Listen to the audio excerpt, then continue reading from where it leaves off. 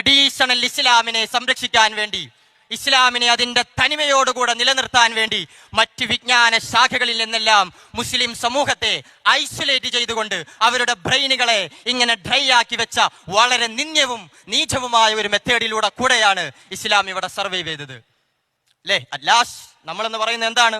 നമ്മുടെ brain, data V collected, നമ്മുടെ experience, നമ്മുടെ ഇമാജിനേഷൻ, അതാണ് നമ്മളെന്ന് പറയുന്നത്.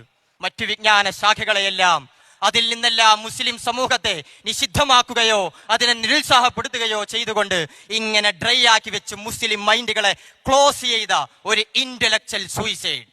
1.8 ബില്യൺ മുസ്ലിംസ് ഉള്ള 24% മുസ്ലിംസ് ഉള്ള ഒരു വേൾഡിലാണ് നമ്മൾ ഇന്ന് ജീവിച്ചുകൊണ്ടിരിക്കുന്നത്. ബട്ട് അൺഫോർച്ചുനേറ്റ്ലി മുസ്ലിം വേൾഡിന്റെ ശാസ്ത്ര മേഖലയിലേക്കുള്ള കോൺട്രിബ്യൂഷൻ എന്ന് പറയുന്നത് വെറും 1% മാത്രമാണ്. A story of intellectual suicide.